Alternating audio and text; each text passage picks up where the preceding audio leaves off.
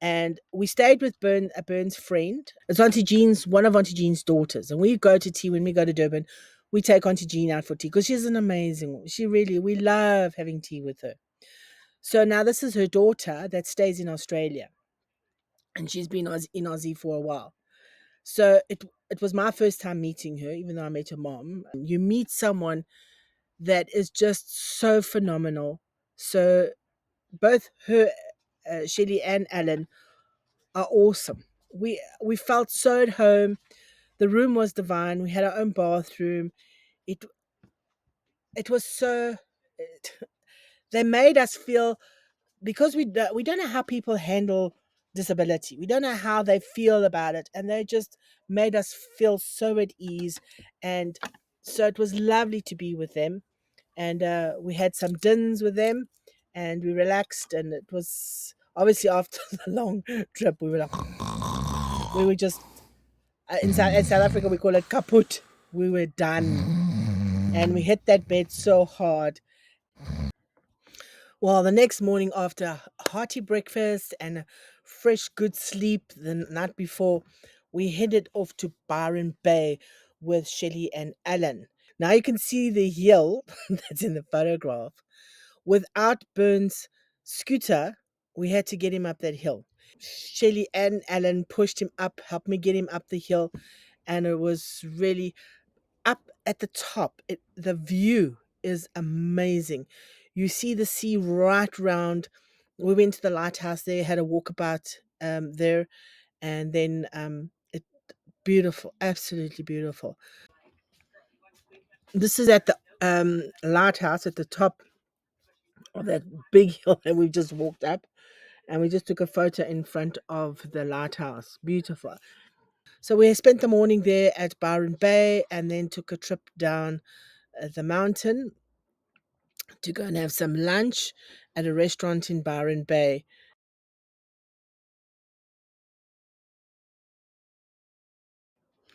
The following day, Alan had to go to work, so we spent the day with Shelley, and she took us to the Split, which is a long walkway all the way down to the beach. And you can see how crystal clear the water is, so clean, it really. And then there were turkeys. I'm not used to. They're black turkeys. There's a little picture on the side there with this yellow band and this red hair. But they're everywhere. They're like our hardy dogs in South Africa. But it's weird to think of them as turkeys. So yeah, and in the background you can see this. We're on the Surface Paradise, and from here we're going to go that direction. And she took us. They just had a Formula One racing happen at the Surface Paradise area, and they blocked off the whole city so people could drive, sit and watch the Formula Ones going past.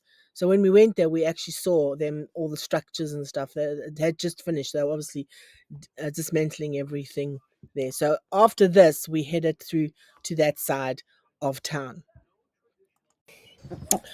While we were at the Sprit, we saw these birds. They call them um, bush turkeys, but they're not really turkey.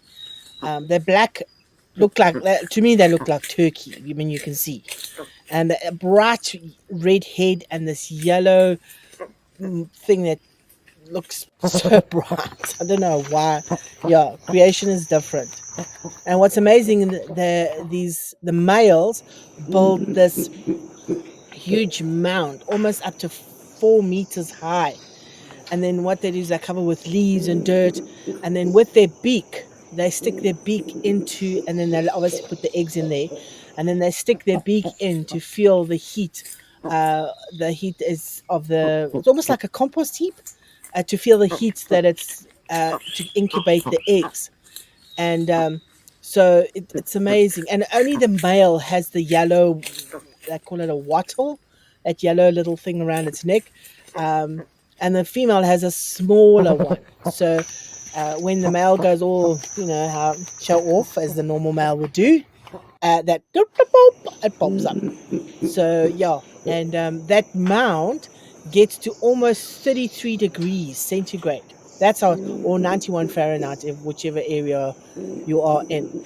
And the funny thing is, As soon as those hatchlings hatch out of that mound, they are on their own.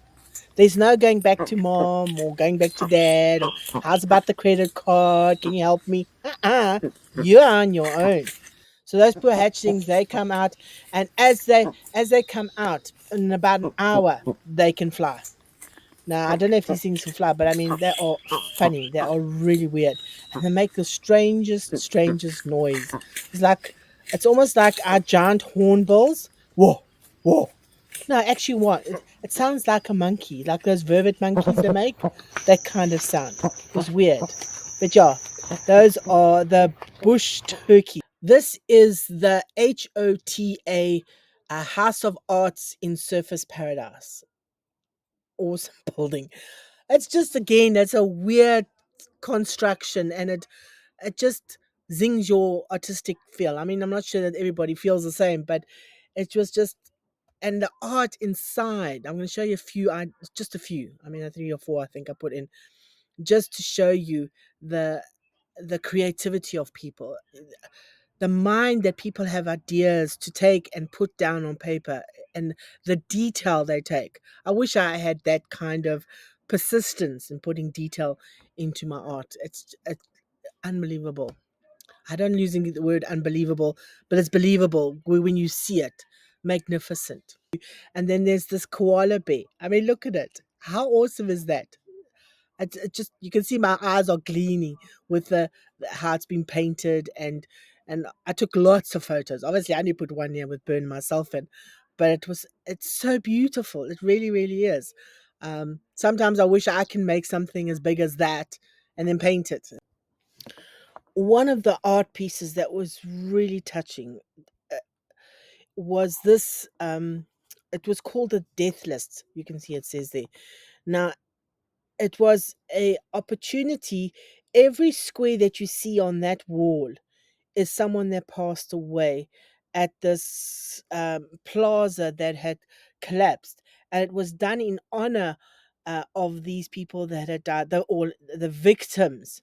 So each square represents a victim, and the number is obviously the amount of people that there were about 800 people that died um, at this plaza.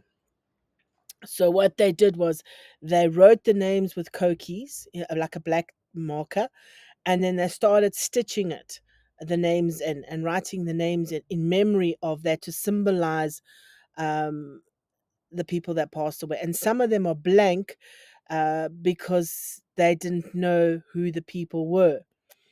And some of them, it's like they're saying it's reflecting how we forget when things happen. We forget um, when bad things happen to people, and this was it was magnificent. It just the feeling that you get when you stand there and you see all these people that have died, and someone has taken the time to make their names memorable.